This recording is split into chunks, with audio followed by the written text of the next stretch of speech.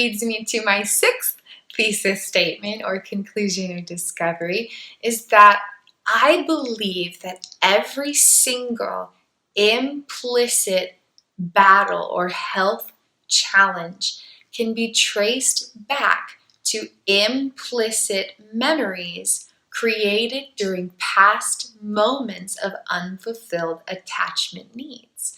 And what happens is activation of this unconscious neural data disrupts navigation regarding sense of self and processing of life experience. And that affects the regulatory patterns and protocols within the unconscious brain and body. So for example, panic attacks. When you have a panic attack, it's because some piece of stimulus activated implicit neural data that was created during a past moment without attachment need fulfillment, such as a past moment where there was not a felt sense of safety and security within the unconscious body-mind. And the activation of that implicit data is projecting sensations into immediate realities while affecting brain-body regulatory patterns and protocols. And so the heart might start to race, the way the blood's flowing might change, there might be racing thoughts and sensations of fear. All of that is coming from implicit emotional and procedural memories created during past moments of unfulfilled attachment needs. Dermatillomania is another great example. It's skin picking. What's happening there is when someone picks at their skin, it's coming from an implicit procedural memory with an action pattern of skin picking. That information was created during a past moment of unfulfilled attachment needs. The conscious self doesn't know about the implicit memory data, doesn't know about the activation of the unconscious action pattern, doesn't know about the lack of attachment need fulfillment, doesn't know about any of this stuff because it's all happening unconsciously. At most or at best, the conscious self will recognize I am picking at my skin, but there won't be an awareness about why or how to respond to it or how to stop it, because even the action of it is coming from unconscious wiring that's happening, it's existing and operating. It dwells and becomes ignited beyond conscious awareness and knowledge and control. Trichotillomania is the same thing. When someone's pulling at their hair unconsciously, it's happening unconsciously. They're not consciously like, I'm gonna just pull my hair out. Like, that's not what happens at all. It's coming from an implicit procedural memory created during a past moment of unfulfilled attachment needs.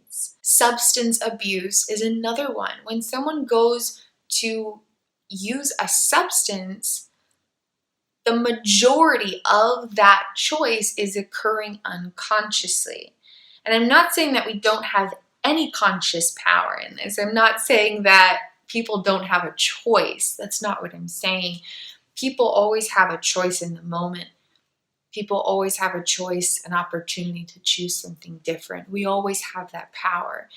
But the inclination to go take a drink or to go use these pills or whatever it might be, the way that the brain and the body are creating these suggestions and creating these urges and creating these desires and creating these impulses, all of that is stemming from implicit memory data that was created during past moments of unfulfilled attachment needs.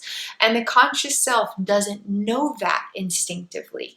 When there's a thought of, I want to have a drink, the conscious self doesn't know, oh, this is activation of an implicit memory from a past moment where there wasn't a fulfillment of attachment needs, and that information is affecting how I understand my sense of self and life. That information is not accessible to the conscious self. But if it was, maybe people could have a little more power in how they move through their moments. Because in the moment, it's going to feel like this is happening now.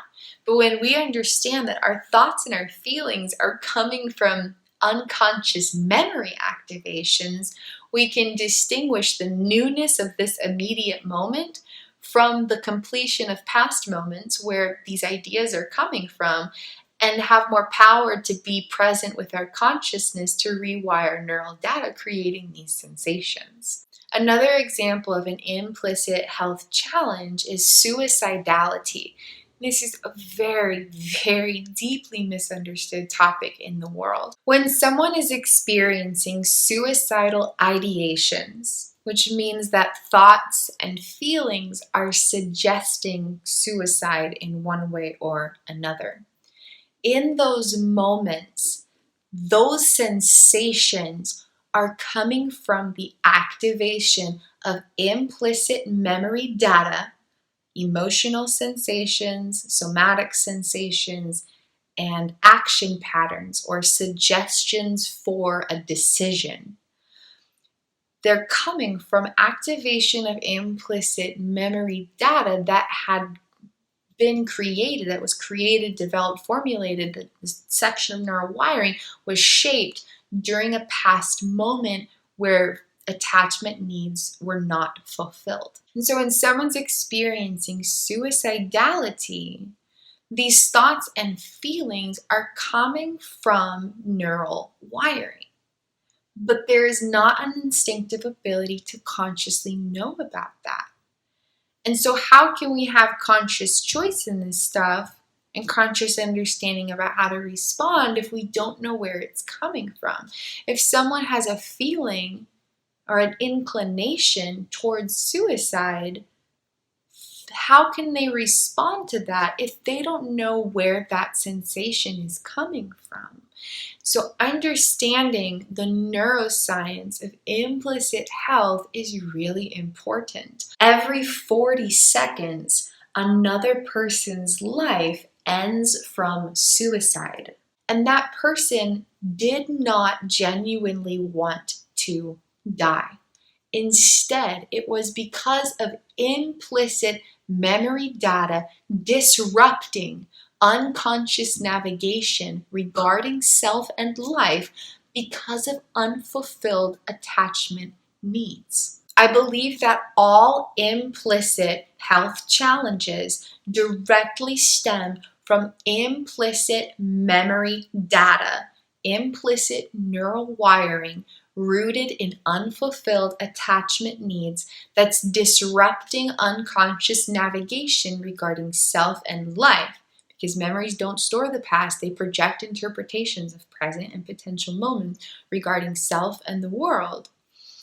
And that activation is subsequently affecting brain-body regulation modalities of operation.